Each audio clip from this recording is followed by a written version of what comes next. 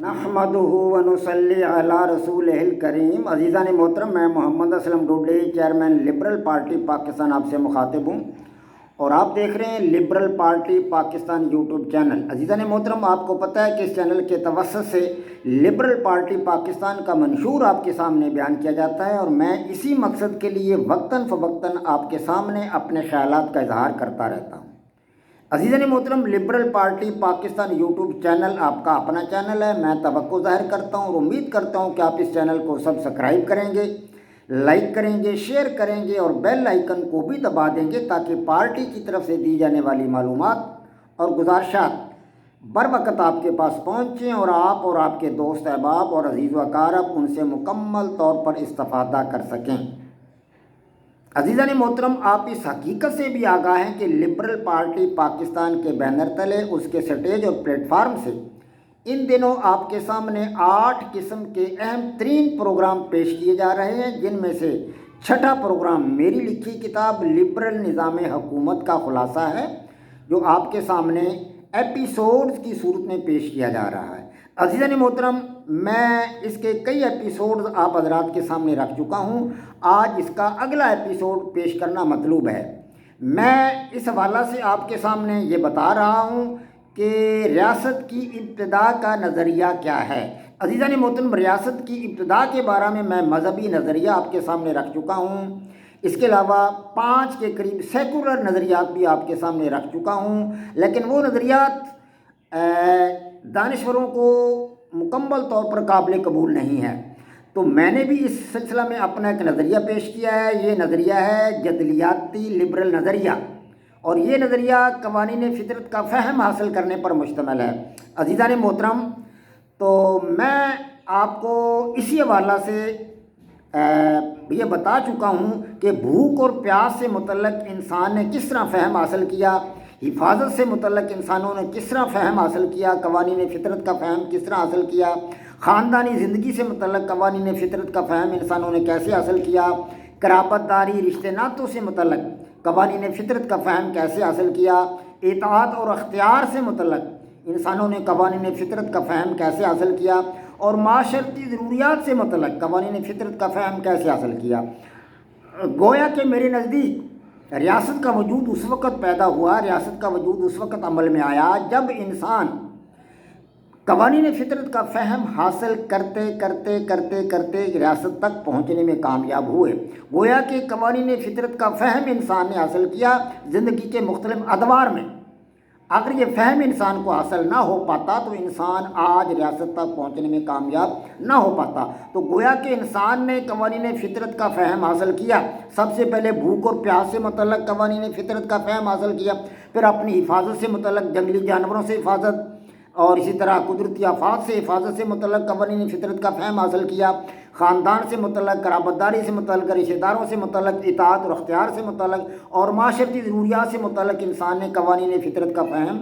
حاصل کیا، اور اس طرح انسان آگے بڑھتا رہا۔ جو جو اس کو قوانین فطرت کا فہم حاصل ہوتا رہا وہ آگے بڑھتا رہا۔ آج ہم تھوڑا سا یہ دیکھیں گے کہ قبائلی زندگی سے متعلق قوانین فطرت کا فہم انسان نے کیسے حاصل کیا، اور پھر قبائلی زندگی میں لڑائی جھگڑے، تو تکار، دنگا فساد، جنگ و جدل، یہ سلسلے کب شروع ہوئے۔ تو عزیزان محترم، میں آپ کو بتا رہا تھا کہ خاندان جو تھا اس کا وجود اس وقت وجود میں آیا، خاندان اس وقت وجود میں آیا جب مردوں نے یہ دیکھا کہ عورت تو بڑے کام کی چیز ہے، یہ بڑے بڑے کام کرتی ہے، اس سے بچے پیدا ہوتے ہیں اور یہ اور بھی بہت سارے کام کر لیتی ہے۔ تو اس وقت مردوں کے اندر یہ خیال جو تھا تقویت پکڑ گیا کہ بہت ساری عورتوں کے ساتھ تعلق رکھنا چھوڑو، کسی ایک عورت کے ساتھ تعلق قائم رکھو تاکہ اسے بچے بھی پیدا ہوں اور وہ گھر کا کام بھی کرے، غار کو بھی سنبھالے یا اپنے جھونپڑے کو بھی سنبھالے۔ کیونکہ اب انسان جو تھے وہ غاروں سے نکل کر باہر میدانوں میں چھوٹے چھوٹے جھونپڑے بنا کر رہنے لگے تھے، کیونکہ اب انہیں ایک دوسرے سے مدد لینے کی ضرورت پڑتی تھی۔ کسی کے پاس پھل ختم ہو جاتے یا پانی ختم ہو جاتا یا شکار ختم ہو جاتا تو وہ دوسروں کی مدد لینے پر مجبور تھے، اس لیے وہ غاروں سے نکل کر جھونپڑوں میں رہنے لگ گئے۔ قریب قریب انہوں نے چھوٹی چھوٹی بستیاں بنا لی تھیں اور وہ ایک دوسرے کی مدد کرنے لگ گئے تھے۔ تو اس طرح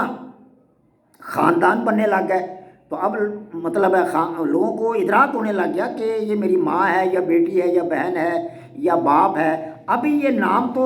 وجود میں نہ آئے تھے کہ ماں، بیٹی، بہن یا باپ، لیکن انہیں ان قوانین فطرت کا فہم حاصل ہو چکا تھا، وہ ان کا ادراک کر چکے تھے کہ یہ میرے بہت قریبی ہیں، یہ میرے عزیز ہیں، یہ میرے قرابت دار ہیں، یہ میرے لیے پھل توڑ کر لاتا ہے، یہ میرے لیے شکار کر کے لاتا ہے۔ تو یہ اس طرح مطلب ان کو ادراک ہونے لگا کہ یہ مطلب مرد کے بارے میں ادراک ہونے لگا کہ یہ ہمارا سربراہ ہے گھر کا، اور یہ عورت کے بارے میں بھی ادراک ہونے لگ گیا کہ یہ بھی ہماری سربراہ ہے، ہم سے پیار کرتی ہے، ہمارے لیے بہت کچھ کرتی ہے۔ تو اس طرح مطلب خاندان کا جو تھا وہ فہم و ادراک حاصل ہونے لگ گیا، خاندان سے متعلق قوانین فطرت کا ادراک انسان کو حاصل ہوا۔ تو جب خاندان کے متعلق ادراک حاصل ہو گیا تو خاندان پھیل کر برادریوں کی شکل اختیار کر گئے، کیونکہ اب لوگوں نے غاروں سے نکل کر بستیوں میں رہنا شروع کر دیا تھا۔ درختوں کے بڑے بڑے تنے جو اوپر سے ٹوٹتے تھے ان کو مطلب وہ درست کر کے وہ اپنے بڑے بڑے جھونپڑے تیار کر لیتے تھے، ان کی چھتیں بنا لیتے تھے، سرکنڈوں سے ان کو مضبوط کر لیتے تھے تاکہ جو ہے درندے جانور جو ہیں شیر وغیرہ یا مطلب دوسرے جو درندے جانور ہیں ان سے حفاظت ہو سکے، سردی گرمی سے حفاظت ہو سکے، شدید موسم سے حفاظت ہو سکے۔ تو اس طرح مطلب وہ برادریاں بنتی گئیں، خاندان پھیل کر برادریوں کی شکل اختیار کر گئے، اور برادریاں جو تھیں وہ جب بہت زیادہ ہوگی برادریاں تو وہ قبیلوں کی شکل اختیار کرنے لگ گئیں۔ لیکن ان کے اندر قوانین فطرت کا فہم، پہلے خاندان سے متعلق قوانین فطرت کا فہم آیا، پھر برادری سے متعلق قوانین فطرت کا فہم آیا، اور اس کے بعد قبائل سے متعلق قوانین فطرت کا فہم آیا۔ اس کے ساتھ ساتھ ایک اور چیز بھی انسانوں کے اندر پیدا ہوتی گئی، جوں ان کو یہ قوانین فطرت کا فہم حاصل ہوتا گیا تو ان کے اندر ایک عصبیت بھی پیدا ہوتی گئی، اپنے خاندان سے کو چھوڑ کر دوسرے خاندان کے بارے میں ان کے خیالات اچھے نہ ہوتے تھے، کیونکہ وہ یہ سمجھتے تھے کہ میرے خاندان کا بڑا جو مرد ہے یا عورت ہے وہ ہمارے لیے شکار لاتا ہے، وہ ہمارے لیے سب کچھ لے کر آتا ہے۔ تو خاندان کے ساتھ محبت پیدا ہونے لگی، اور دوسرے خاندانوں کے بارے میں ان کے دلوں میں وہ محبت نہیں تھی جو اپنے خاندان کے بارے میں تھی، وہ عزت و احترام نہیں تھا جو اپنے خاندان کے بارے میں تھا۔ اس طرح دوسرے خاندانوں کے بارے میں ان کے دلوں میں عصبیت کہ قوانین فطرت جو تھے وہ عود کرتے رہے، پیدا ہوتے رہے قوانین فطرت۔ اسی طرح مختلف برادریوں کے بارے میں بھی ان کے اندر جو تھا وہ قوانین فطرت پیدا ہوتے چلے گئے۔ اپنی برادری کو وہ لوگ اچھا سمجھتے تھے، دوسری برادری کو زیادہ اہمیت نہ دیتے تھے۔ اسی طرح اپنے قبیلے کے بارے میں کہ اپنے قبیلے کو اچھا سمجھنا، دوسرے قبیلوں کو اچھا نہ سمجھنا۔ تو اب جب زیادہ ضرورت پڑنے لگی پھلوں کی مطلب شکار کی، تو اب مختلف قبائل کے درمیان لڑائیاں شروع ہو گئیں، کیونکہ پھلوں کی ضرورت تو تھی کھانے کے لیے یا شکار کی ضرورت تھی۔ جب ایک جنگل میں پھل ختم ہو جاتے دوسرے جنگل کا رخ کر لیتے لوگ۔ تو اب قبائل جو تھے وہ جنگلوں پر قبضہ کرنے لگے، ایک قبیلے نے ایک جنگل پر قبضہ کر لیا، دوسرے قبیلے نے دوسرے جنگل پر قبضہ کر لیا، تیسرے نے تیسرے پر قبضہ کر لیا۔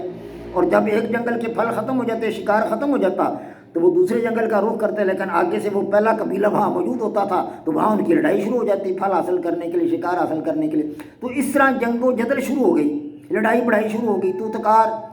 دکم پیل وغیرہ جو اس طرح کی مطلب صورتحال پیدا ہوگی کہ چھینا جھپٹی کا سلسلہ شروع ہو گیا۔ تو اس طرح لڑائی جھگڑے اور جنگ و جدل، اس کے جو قوانین فطرت تھے وہ بھی ان کا فہم انسان کو حاصل ہوتا چلا گیا دھیرے دھیرے۔ تو یہ ایک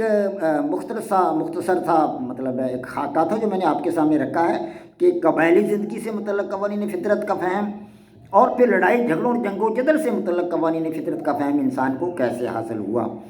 وما علینا الا البلاغ۔ پاک فوج زندہ باد، پاکستان پائندہ باد۔